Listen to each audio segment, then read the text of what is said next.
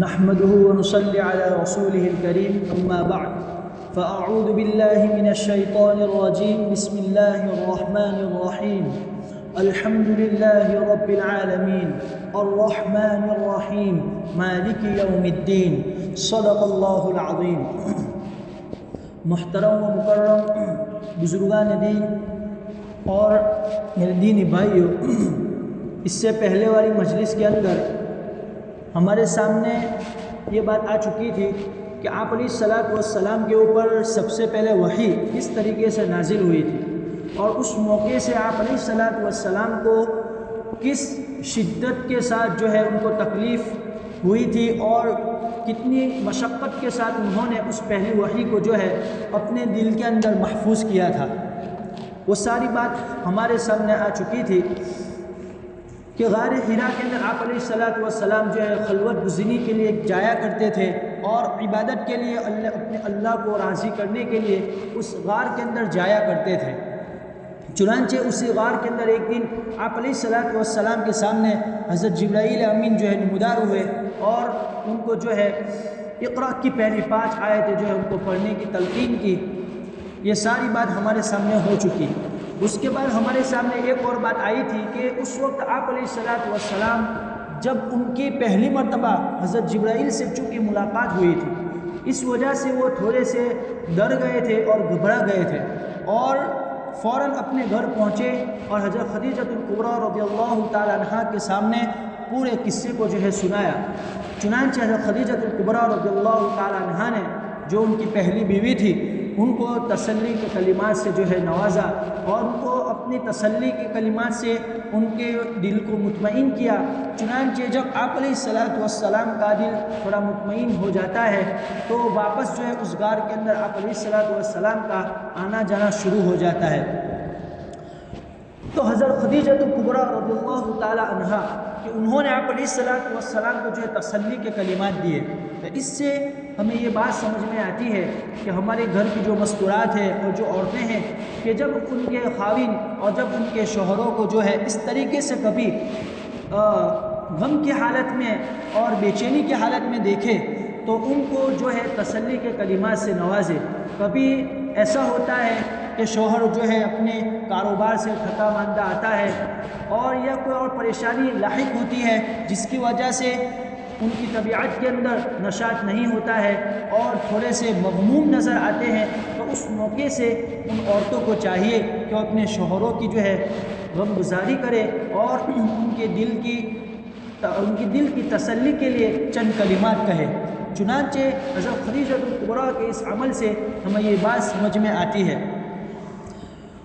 خیر، اس کے بعد حضرت خدیجہ الکبریٰ رضی اللہ تعالی عنہا کہ انہوں نے مزید آپ علیہ الصلاۃ والسلام کی دلی تسلی کے لیے سب سے پہلے انہوں نے اپنے کلمات جو تسلی کے تھے وہ تو سنائے کہ اللہ تعالیٰ آپ کو کبھی رسوا نہیں کرے گا، اس لیے کہ آپ تو جو ہے کمزوروں کی مدد کرتے ہیں اور جو ہے مسکینوں کو جو ہے ان کی ضروریات کے سامان فراہم کرتے ہیں اور آپ جو ہے مہمانوں کی مہمان نوازی کرتے ہیں۔ چنانچہ آپ کے اوپر جو ذمہ داری ڈالی گئی ہے انشاءاللہ اللہ تعالیٰ اس ذمہ داری کے پورے کرنے میں آپ کی خوب مدد اور نصرت فرمائیں گے۔ اس میں ڈرنے کی اور گھبرانے کی کوئی ضرورت نہیں ہے۔ اس طریقے سے حضرت خدیجہ الکبریٰ نے تسلی کے کلمات سے جو ہے ان کو نوازا اور اس کے ساتھ ساتھ حضرت خدیجہ رضی اللہ تعالی عنہا نے حضور صلی اللہ علیہ وسلم کو مزید اطمینان دلانے کے لیے وہ اپنے چچا زاد بھائی ورقہ ابن نوفل جو مکہ مکرمہ کے اندر تھے، ورقہ ابن نوفل جو حضرت خدیجہ الکبریٰ کے چچا زاد بھائی تھے کہ وہ ان کے پاس ان کو لے گئی۔ آپ علیہ الصلاۃ والسلام کو حضرت ورقہ ابن نوفل کے پاس ان کو لے گئی اور اس وجہ سے لے گئی چونکہ ورقہ ابن نوفل جو حضرت خدیجہ الکبریٰ رضی اللہ تعالی عنہا کے چچا زاد بھائی تھے وہ آسمانی کتابوں سے جو ہے اچھی طریقے سے واقفیت رکھتے تھے۔ چونکہ انہوں نے مکہ مکرمہ سے شام تک کا انہوں نے سفر کیا اور شام جا کر انہوں نے جو ہے عیسائی مذہب کو جو ہے انہوں نے سیکھا اور عیسائیت کے مذہب کو انہوں نے اختیار کر لیا اور باقاعدہ عبرانی زبان کے اندر وہ انجیل کو لکھتے تھے۔ حضرت عیسیٰ علیہ السلام کے وہ جو کتاب نازل ہوئی تھی انجیل، کہ وہ انہوں نے شام جا کر عیسائیت کو اپنا مذہب اختیار کیا تھا، اور وہ عبرانی زبان کے اندر انجیل کو لکھتے تھے اور پھر عربی زبان کے اندر اس کا ترجمہ کرتے تھے۔ چنانچہ ورقہ ابن نوفل جو حضرت خدیجہ الکبریٰ رضی اللہ تعالیٰ عنہ کے چچازاد بھائی تھے، وہ اس زمانے کے اندر ایک ہی ایسے شخص تھے جو آسمانی کتابوں کے بارے میں واقفیت رکھتے تھے، وحی کے سلسلے میں واقفیت رکھتے تھے۔ تو مزید تسلی کے لیے حضرت خدیجہ الکبریٰ رضی اللہ تعالیٰ عنہ حضور صلی اللہ علیہ وسلم کو ان کے پاس لے گئے۔ چنانچہ ان کے پاس لے جاتی ہیں، اور جب ورقہ ابن نوفل کے پاس پہنچتے ہیں تو حضرت خدیجہ الکبریٰ کہنے لگتی ہے کہ سنیے آپ اپنے بھتیجے کی بات کو۔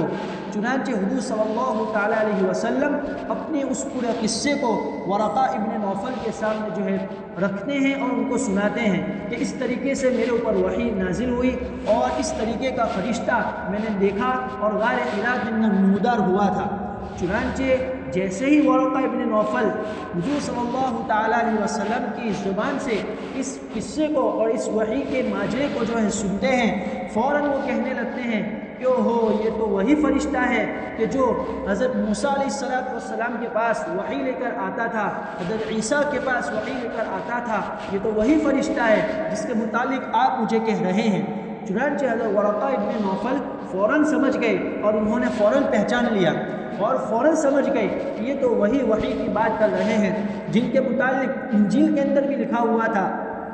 کہ آخری زمانے کے اندر ایک نبی آئیں گے اور وہ ہے ان کے اوپر اللہ تعالیٰ اپنے وحی اتاریں گے، اور اس دعوت کو جو ہے لوگوں میں عام کرنے کے لیے جب جائیں گے تو لوگ ان کو دھتکاریں گے، لوگ ان کو نکالیں گے اور ان کے وطن سے ان کو نکال لیں گے۔ یہ سب باتیں ورقہ ابن نوفل نے انجیل کے اندر پڑھی ہوئی تھی۔ تو جب انہوں نے آپ علیہ السلام سے یہ بات سنی، پہلی وحی جو آپ پر نازل ہوئی اس پورے قصے کو سنا، تو فوراً سمجھ گئے اور کہنے لگے کہ ہاں یہ تو وہی فرشتہ ہے کہ جو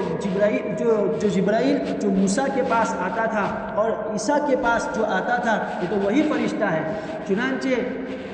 آپ آخری پیغمبر ہیں اور آپ کے متعلق انجیل کے اندر اور تورات کے اندر جو ہے باتیں پہلے سے لکھی ہوئی ہے۔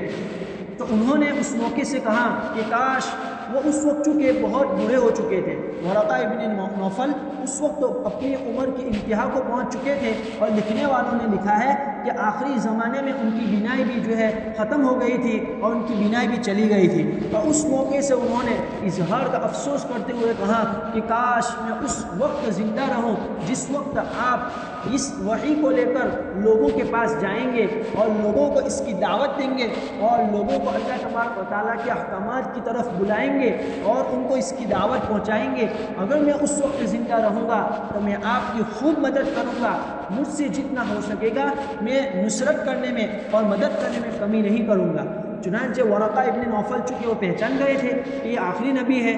اور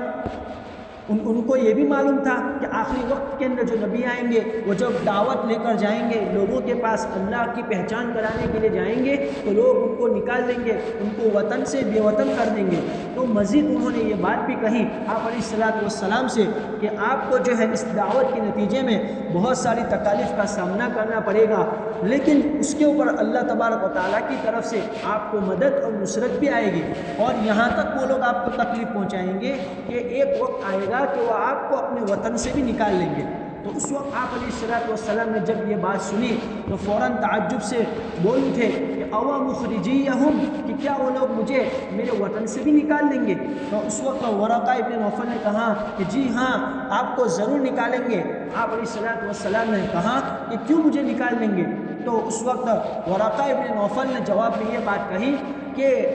آپ سے پہلے جتنے بھی نبی آئے اور جن کے پاس بھی یہ وحی آئی اور ان لوگوں نے اس وحی کو لے کر امت تک اور لوگوں تک جانا شروع کیا، اس دعوت کو لے کر ان کے پاس پہنچے، تو انہوں نے اس نبی کو اور انہوں نے اس رسول کو جو ہے اسی طریقے سے تکلیف پہنچائی، اسی طریقے سے مشقت ان کو پہنچائی اور اسی طریقے سے ان کو نکالا۔ تو یہ تو پہلے سے چلا آ رہا ہے کہ جو بھی اس کام کو لے کر چلتا ہے اور اللہ کے ان احکامات کو ان تک پہنچانے کے لیے جاتا ہے تو وہ مصائب کا اور تکالیف کا جو ہے اس کو سامنا کرنا پڑتا ہے اور وطن سے بے وطن اس کو کرتے ہیں۔ تو چنانچہ آپ کو بھی آخری وقت کے اندر آپ کو بھی وطن سے بے وطن کریں گے۔ چنانچہ ورقہ ابن نوفل نے ان ساری باتوں کو آپ علیہ الصلوۃ والسلام کے سامنے پیش کر دیا تو آپ علیہ الصلوۃ والسلام کو مزید تسلی ہوئی اور آپ علیہ الصلوۃ والسلام نے سوچا کہ یہ تو پھر اللہ تبارک و تعالیٰ ہی کا فیصلہ ہے، اب مجھے اس پر راضی رہنا چاہیے۔ چنانچہ آپ علیہ الصلوۃ والسلام کو اس ورقہ ابن نوفل کے آنے والا جو سفر تھا اس سفر سے آپ علیہ الصلوۃ والسلام کو مزید تسلی حاصل ہوئی۔ چنانچہ اس کے بعد وحی کا سلسلہ جو ہے کچھ وقت کے لیے موقوف ہو گیا تھا۔ پہلی جو وحی آئی جس کے اندر اقرا کی 5 آیتیں نازل ہوئی، اس کے بعد آپ علیہ الصلوۃ والسلام جو ہے غار حرا کے اندر واپس اپنے معمول کے مطابق آنا جانا شروع کر دیا اور اپنے اللہ تبارک و تعالیٰ کی عبادت میں مشغول ہو گئے۔ اس کے بعد چند مدت کے لیے جو ہے وحی آنا بند ہو گیا، وحی موقوف ہو گئی۔ اب اس وقفے کی مدت کیا ہے کہ کتنے وقت تک وہ وحی موقوف رہی اور دوبارہ پھر دوسری مرتبہ آپ علیہ الصلوۃ والسلام کا وحی کا آنا شروع ہوا، تو اس مدت کے بارے میں کتابوں کے اندر جو ہے 2-3 قول ملتے ہیں اور اس کے اندر اختلاف ہے۔ چنانچہ اس میں سب سے پہلا جو قول ہے محمد ابن اسحاق جو امام المغازی کہلاتے ہیں، چنانچہ ان کا کہنا ہے کہ 3 سال تک یہ وحی موقوف رہی۔ پہلی جو وحی آئی تھی اقرأ بسم ربک الذی خلق خلق الانسان من علق اقرأ وربک الاکرم الذی علم بالقلم علم الانسان ما لم يعلم، یہ جو پہلی وحی آپ علیہ الصلوۃ والسلام پر جو اتری تھی غار حرا کے اندر جو نازل ہوئی تھی، اس وحی کے بعد 3 سال کا فاصلہ گزرا، اس کے بعد دوسری وحی آئی۔ یہ محمد ابن اسحاق جو اہل سیر میں سے ہے اور امام المغازی کہلاتے ہیں ان کا یہ قول ہے۔ اس کے علاوہ دوسرے بھی اقوال کتابوں کے اندر لکھے ہوئے ہیں، اس کے اندر یہ ہے دوسرا قول جو ہے 12 دن کا ہے کہ 12 دن جو ہے وحی موقوف رہی، اس کے بعد وحی شروع ہوئی۔ دوسرا ایک قول ہے اس کے اندر ہے 15 دن وحی موقوف رہی۔ ایک اور قول جس کے اندر آتا ہے 2 سال، اس کے علاوہ ایک دوسرا قول ہے کہ 2.5 سال، اور دوسرا ایک قول ہے کہ 6 مہینے تک یہ وحی موقوف رہی، اس کے بعد دوبارہ واپس شروع ہوئی۔ چنانچہ حافظ ابن حجر عسقلانی رحمۃ اللہ علیہ نے اسی 6 مہینے والے قول کو جو اختیار کیا ہے اور انہوں نے فرمایا کہ پہلی وحی اور دوسری وحی کے درمیان 6 مہینے کا فاصلہ ہوا تھا اور 6 مہینے تک وحی موقوف رہی تھی۔ چنانچہ یہ تو جو ہے آپ علیہ الصلوۃ والسلام پر جو پہلی وحی نازل ہوئی، اس کے بعد جو چند مدت کے لیے آپ پر جو وحی موقوف رہی، تو وہ کتنی موقوف رہی اس اعتبار سے اقوال آپ کے سامنے جو ہے ذکر کر دیے۔ اس کے بعد جو ہے یہ بات ہمارے سامنے آتی ہے کہ آپ علیہ الصلوۃ والسلام نے اپنی زندگی کے اندر، اپنی پوری زندگی کے اندر حضرت جبرائیل امین کو 2 ہی مرتبہ ان کی اصلی شکل کے اندر دیکھا ہے۔ آپ علیہ الصلوۃ والسلام پر جو وحی لے کر آتے تھے حضرت جبرائیل علیہ السلام، تو وہ کس طریقے سے آتے تھے؟ کیا اپنی اصلی شکل میں آتے تھے یا یہ کہ کسی انسان کی شکل میں آتے تھے؟ تو کس طریقے سے آپ علیہ الصلوۃ والسلام کے پاس وہ وحی لے کر آتے تھے؟ چنانچہ اس کے بارے میں کتابوں کے اندر لکھا ہوا ہے کہ آپ علیہ الصلوۃ والسلام نے حضرت جبرائیل علیہ السلام کو اپنی پوری زندگی کے اندر 2 ہی مرتبہ اپنی اصلی شکل کے اندر دیکھا ہے۔ ایک پہلی مرتبہ پہلا موقع یہ ہے، کتابوں کے اندر یہ لکھا ہے کہ آپ علیہ الصلوۃ والسلام جب اپنے معمول کے مطابق جب ان کا غار حرا کے اندر آنا جانا شروع ہو گیا پہلی وحی کے بعد، تو ایک دن آپ علیہ الصلوۃ والسلام غار حرا سے نیچے اتر کر کھلے میدان کے اندر چل رہے تھے اور اپنے گھر کی طرف جا رہے تھے۔ چنانچہ اسی کھلے میدان کے اندر ایک مرتبہ آپ علیہ الصلوۃ والسلام اپنے گھر کی طرف جا رہے تھے۔ چنانچہ آپ علیہ الصلوۃ والسلام نے ایک بہت زور سے ایک آواز سنی۔ جیسے ہی آپ علیہ الصلوۃ والسلام نے ایک آواز سنی، فوراً آپ نے جو ہے آسمان کی طرف دیکھا۔ آسمان میں کیا دیکھتے ہیں کہ آپ علیہ الصلوۃ والسلام نے دیکھا کہ آسمان کے بیچوں بیچ ایک بہت بڑی کرسی ہے اور اس کرسی کے اوپر حضرت جبرائیل امین اپنی اصلی شکل کے اندر جو ہے معلق ہے۔ آپ علیہ الصلوۃ والسلام نے جیسے ہی حضرت جبرائیل امین کو ان کی اصلی حالت اور ان کی اصلی شکل و صورت کے اندر دیکھا تو فوراً وہ گر گئے وہ زمین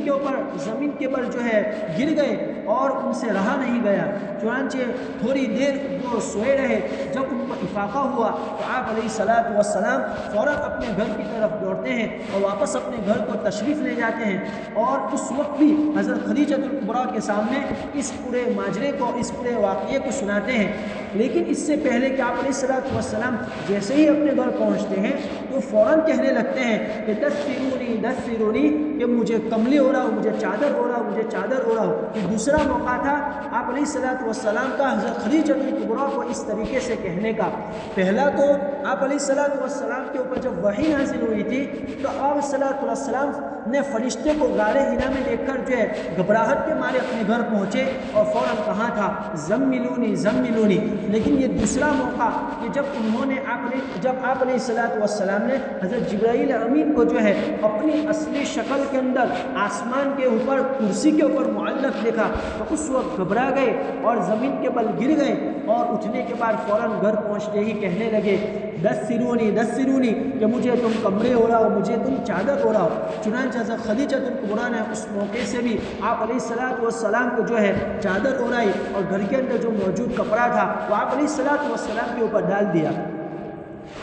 تو یہ آپ علیہ الصلاۃ والسلام کا پہلا موقع تھا کہ آپ علیہ الصلاۃ والسلام نے حضرت جبرائیل امین کو جو ہے ان کی اصلی شکل صورت کے اندر دیکھا۔ اور ہم نے کتابوں کے اندر پڑھا ہے کہ جبرائیل امین کہ ان کی جسامت کتنی ہے کہ ان کے تو اتنے سارے پر ہے کہ صرف وہ اپنے 2 پر کھول دے تو مشرق اور مغرب کو جو ہے پورا ڈھانپ لے۔ تو ایسے تو ان کے کتنے سارے 70,000 پر ہیں، تو اگر ان کے صرف 2 پر وہ اپنے کھول دیں تو مشرق سے لے کر مغرب تک پورا جو ہے افق جو ہے وہ ان کے 2 پروں کے نیچے آ جائے۔ تو اتنے بڑے جو ہے جسامت والے فرشتے جبرائیل امین کہ ان کو دیکھ کر پہلے آپ علیہ الصلاۃ والسلام اس طریقے سے جو ہے گھبرا گئے تھے۔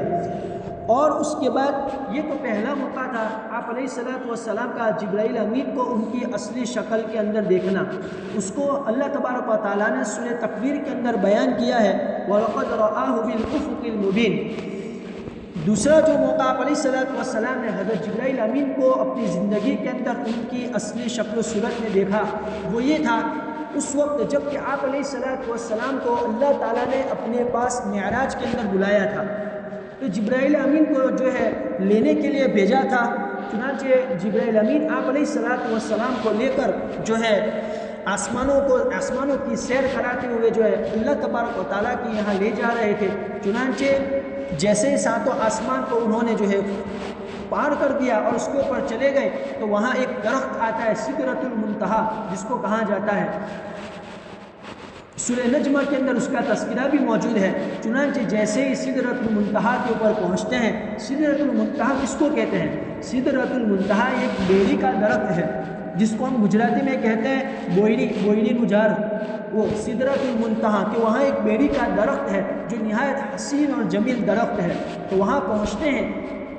تو اس وقت جبرائیل امین آپ علیہ الصلاۃ والسلام سے کہتے ہیں کہ میرے بس کے اندر اور میری طاقت صرف یہاں تک آنے کی ہے، اس سے آگے میں نہیں جا سکتا۔ اگر میں نے اس سے آگے جو ہے اپنا ایک قدم بھی بڑھایا تو میرے سارے پر جو ہے جل جائیں گے۔ اللہ تبارک و تعالیٰ کی اس سے آگے اب اللہ کا عرش ہے اور اس کے اوپر اللہ تبارک و تعالیٰ اپنی تجلی فرما رہے ہیں۔ اگر میں اس سے ایک قدم بھی اپنا آگے بڑھاؤں گا تو میرے سارے پر جو ہے جل جائیں گے۔ اس سے آگے جانے کی صرف آپ ہی کو اجازت ہے اور آپ ہی کے اندر وہ سکت ہے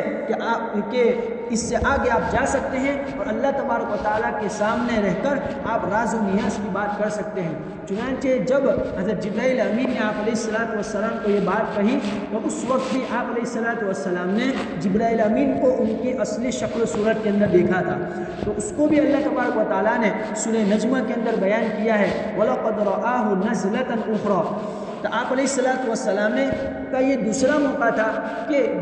جس وقت انہوں نے جبرائیل امین کو اپنی زندگی کے اندر آخری مرتبہ اور دوسری مرتبہ جو ہے دیکھا تھا، تو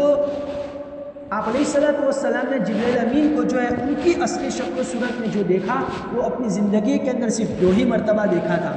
اب اس سے پتہ چلا کہ جبرائیل امین تو چونکہ وقتاً فوقتاً آپ علیہ الصلوۃ والسلام کے پاس وحی لے کر آیا کرتے تھے، تو بہت ساری مرتبہ ان کا آنا ہوگا، تو دوسری وحی کے لانے کی صورتوں میں اور دوسرے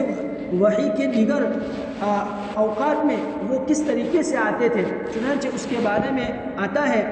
بخاری شریف کی روایت ہے، حضرت عائشہ رضی اللہ تعالیٰ عنہا کی روایت ہے، وہ فرماتی ہیں کہ حضرت حارث بن ہشام رضی اللہ تعالیٰ عنہ ایک صحابی ہیں کہ جو فتح مکہ کے موقع سے ایمان لائے تھے، کہ انہوں نے ایک مرتبہ آپ علیہ الصلوۃ والسلام سے وحی کے آنے کی کیفیت کے سلسلے میں سوال کیا اور یہ پوچھا کیف یأتیک الوحی، کہ اے اللہ کے رسول آپ کے پاس وحی کس طریقے سے آتی ہے اور جبرائیل امین کس طریقے سے آپ کے پاس لاتے ہیں، اس کی جو ہے کچھ کارگزاری ہمارے سامنے آپ رکھیے۔ چنانچہ آپ علیہ الصلوۃ والسلام نے حارث بن ہشام رضی اللہ تعالیٰ عنہ کے اس سوال کے جواب میں فرمایا احیانا یأتینی مثل صلصلۃ الجرس، کہ کبھی تو میرے پاس جبرائیل امین جو وحی لے کر آتے ہیں وہ گھنٹی کی آواز کی شکل میں آتی ہے،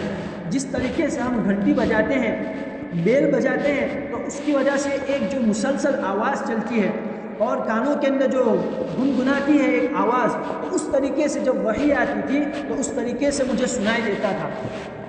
اور آپ علیہ الصلوۃ والسلام نے یہ جو کہا کہ گھنٹی کی آواز کی طرح جو ہے وحی آتی تھی، تو گھنٹی کی آواز سے کیا مراد ہے، تو اس سلسلے میں بھی ایک بات یہ ہے کہ اس سے مراد تسلسل ہے، یعنی جس طریقے سے ہم گھنٹی بجاتے ہیں تو تسلسل کے ساتھ جو یکبارگی کے ساتھ جو ایک آواز آتی ہے ہمارے کانوں کے اندر گنگناتی ہے، تو اس سے وہ تشبیہ دینا مراد تھا کہ جب آدمی مسلسل گھنٹی بجاتا رہتا ہے تو آدمی کو ایسا لگتا ہے کہ ہر طرف سے آواز آ رہی ہے۔ تو جب آپ علیہ الصلوۃ والسلام کے پاس جبرائیل امین وحی لے کر آتے تھے تو ایسا لگتا تھا گویا ہر طرف سے آواز آ رہی ہے، کوئی جہت متعینہ طور پر معلوم نہیں ہوتی تھی کہ کس طرف سے آواز آ رہی ہے۔ چنانچہ آپ علیہ الصلوۃ والسلام نے کہا کہ کبھی تو میرے پاس جو وحی آتی تھی وہ گھنٹی کی آواز کی طرح ہوتی تھی، تو جب وہ وحی آتی تھی تو اس وقت اس وحی کے نازل ہونے کے بعد میں ان آیتوں کو یا وہ جو وحی آ چکی ہوتی تھی اس وحی کو اپنے دل کے اندر خود بخود محفوظ کر چکا ہوتا اور وہ میرے دل کے اندر یاد ہو جاتی۔ تو پہلا طریقہ جو وحی کے آنے کا، یہ تو جبرائیل امین اپنی اصلی شکل کے اندر آتے تھے، اور کبھی جبرائیل امین جو ہے اس طریقے سے ایک گھنٹی کی آواز کی طرح جو ہے آپ علیہ الصلوۃ والسلام کے پاس وحی کو لے کر آتے تھے۔ اور اس کے بعد آپ علیہ الصلوۃ والسلام نے فرمایا وَهُوَ أَشَدُّهُ عَلَيَّ، یہ جو طریقہ تھا گھنٹی کی آواز کی طرح آواز کا آنا اور میرے دل کے اندر اس وحی کا محفوظ ہو جانا، یہ وحی کی جو کیفیت ہے، یہ وحی کا جو طریقہ ہے، یہ میرے اوپر بہت بھاری ہوتا تھا۔ حضرت عائشہ رضی اللہ تعالیٰ عنہ فرماتی ہیں کہ سخت سردی کے موقع کے اوپر سخت ٹھنڈی کا زمانہ ہوتا تھا، اس کے باوجود آپ علیہ الصلوۃ والسلام کی پیشانی جو ہے پسینے سے شرابور ہو جاتی تھی۔ جب آپ علیہ الصلوۃ والسلام کے پاس وحی آتی تھی تو اس وقت آپ علیہ الصلوۃ والسلام کی پیشانی جو ہے پسینے سے شرابور ہو جاتی تھی، حالانکہ موسم بالکل ٹھنڈا ہوتا تھا اور سردی کا زمانہ ہوتا تھا۔ اس سے ہمیں وحی کی شدت کا اندازہ ہوتا ہے کہ ہمارے نبی نے ان وحی کو پورے 30 پاروں کو کس طریقے سے جھیلا ہوگا اور انہوں نے اس وحی کو کس طریقے سے محفوظ کیا ہے۔ اس سے میرے اور آپ کے آقا تاجدار مدینہ محمد مصطفیٰ صلی اللہ تعالیٰ علیہ وسلم کی جو ہے کا صبر اور ان کی استقامت اور امت کے لیے انہوں نے کتنا جو ہے اپنے اوپر بوجھ کو ڈالا اور اس کو برداشت کیا، یہ ہمیں پتہ چلتا ہے۔ چنانچہ اس کے بعد آپ علیہ الصلوۃ والسلام نے کہا کہ کبھی انسانی شکل کے اندر جبرائیل امین آتے تھے، کسی انسان کے شکل کے اندر آ کر وہ آپ علیہ الصلوۃ والسلام کے سامنے بیٹھ جاتے تھے اور جو وحی ان کو پہنچانا ہوتا جبرائیل امین آپ علیہ الصلوۃ والسلام کو وہ وحی سنا دیتے۔ لیکن یہ بات لکھی ہے کہ جب جبرائیل امین کسی انسان کی شکل میں آتے تو آپ علیہ الصلوۃ والسلام کے علاوہ کسی اور کو نظر نہیں آتے تھے، اور کس انسان کی شکل میں آتے تھے اس کو بھی جو ہے شرح حدیث نے لکھا ہے کہ اکثر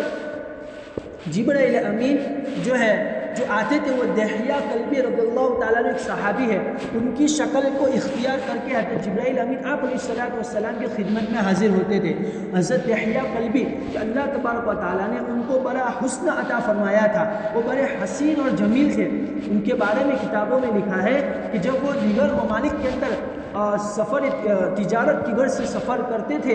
تو وہاں کی جو عورتیں ہوتی تھیں وہ ان کو دیکھنے کے لیے جمع ہو جاتی تھی۔ اللہ تبارک و تعالیٰ نے ان کو ایسا حسن اور ان کو ایسا جمال عطا فرمایا تھا، چنانچہ حضرت جبرائیل امین دحیہ کلبی جو بڑے حسین اور جمیل صحابی تھے کہ ان کی شکل میں کبھی آپ علیہ السلام کی خدمت میں آ کر ان کو وحی پہنچاتے تھے۔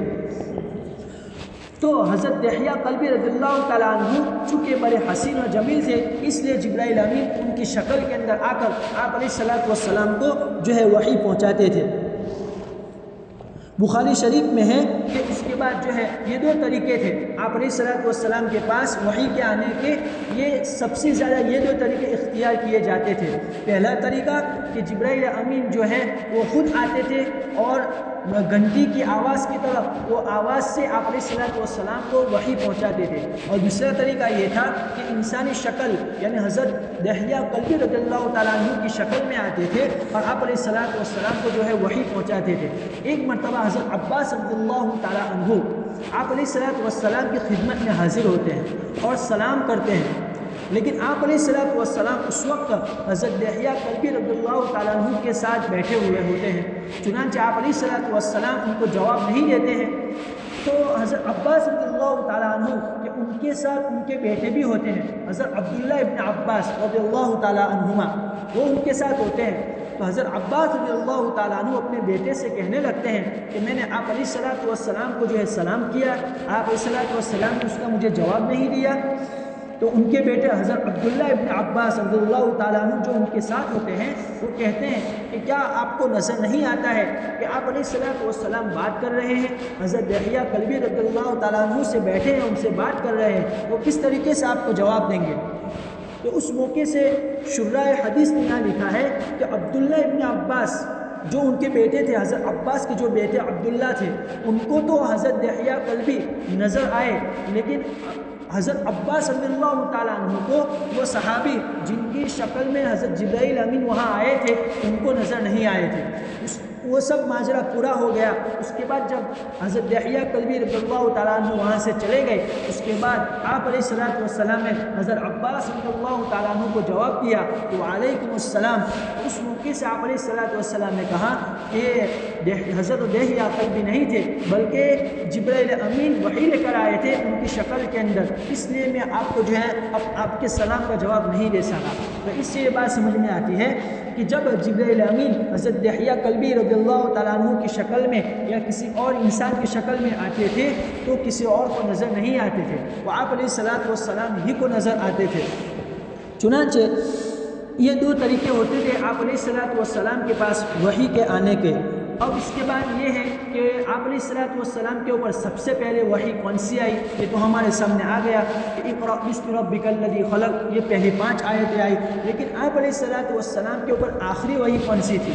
اس کے بارے میں دو آیتیں مذکور ہے۔ ایک تو یہ کہ وَاتَّقُوا يَوْمًا تُرْجَعُونَ فِيهِ إِلَى اللَّهِ ثُمَّ تُوَفَّى كُلُّ نَفْسٍ مَا كَسَبَتْ وَهُمْ لَا يُظْلَمُونَ، سورہ بقرہ کی آیت ہے۔ بعض لوگوں نے کہا کہ یہ آخری وحی تھی جو آپ علیہ السلام پر نازل کی گئی، اور بعض لوگوں کا کہنا یہ ہے کہ یہ والی آیت تھی اليوم اکملت لکم دینکم واتممت علیکم نعمتی ورضیت لکم الاسلام دینا، یہ سورہ مائدہ کی آیت ہے، 6 پارے کے اندر یہ آیت ہے۔ تو پہلی وحی اور آخری وحی کے سلسلے میں بھی ہمارے سامنے بات آ چکی ہے۔ اب آئندہ جو ہے اب یہ جو سورت ہماری شروع ہو رہی ہے سورہ فاتحہ، یہ سورت مکی ہے۔ اب مکی صورتیں کس کو کہتے ہیں، مدنی صورتیں کس کو کہتے ہیں، یہ گزشتہ سال جو ہم نے سورہ یوسف کی تفسیر کی تھی اس موقع سے بھی آپ کے سامنے یہ بات آ چکی تھی، لیکن دوبارہ اس بات کو میں آپ کے سامنے بیان کر دوں گا۔ ابھی وقت ہو چکا ہے، انشاءاللہ تعالی آئندہ کل مزید گفتگو ہمارے سامنے آئے گی۔ اللہ تبارک و تعالیٰ سے دعا ہے اللہ تعالیٰ ان کہیں سنی باتوں کو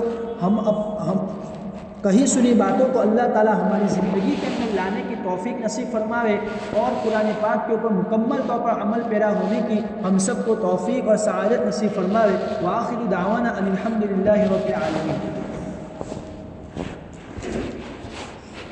اللهم صل على سيدنا محمد وعلى آل سيدنا محمد وبارك وسلم. سبحان الله وبحمده عدد خلقه ورضا نفسه وزنة عرشه ومداد كلماته. لا إله إلا أنت سبحانك إنا كنا من الظالمين. ربنا آتنا في الدنيا حسنة وفي الآخرة حسنة وقنا عذاب النار وقنا عذاب الحشر وقنا عذاب الدين واحشرنا يوم القيامة مع المتقين مع الأبرار. اللهم إن قلوبنا ونواسينا وجوارحنا بيدك لم تملكنا منها شيئا فإذا فعلت ذلك بنا فكن أنت ولينا واهدنا إلى سواء السبيل. اللهم اجعلنا من المتقين. اللهم اجعلنا من الراشدين. اللهم اجعلنا من المهتدين. اللهم تقبل صيامنا وقيامنا. اللهم تقبل صيامنا وقيامنا. اللهم إنا نسألك العفو والعافية في الدنيا والآخرة والمعافاة الدائمة في الدنيا والآخرة. اللهم إنك عفو تحب العفو فاعف عنا يا كريم. اللهم اغفر وارحم وأنت خير الراحمين. اللهم اغفر وارحم وأنت خير الراحمين. اللهم اغفر وارحم وأنت خير الراحمين. اللهم اغفر لحينا وميتنا وشاهدنا وغائبنا وصغيرنا وكبيرنا وذكرنا وأنثانا. اللهم من أحييته منا فأحيه على الإسلام ومن توفيته منا فتوفه على الإيمان. ربنا ظلمنا أنفسنا وإن لم تغفر لنا وترحمنا لنكونن من الخاسرين. اللهم ربنا تقبل منا إنك أنت السميع العليم وتب علينا يا مولانا إنك أنت التواب الرحيم. سبحان ربك رب العزة عما يصفون وسلام على المرسلين والحمد لله رب العالمين.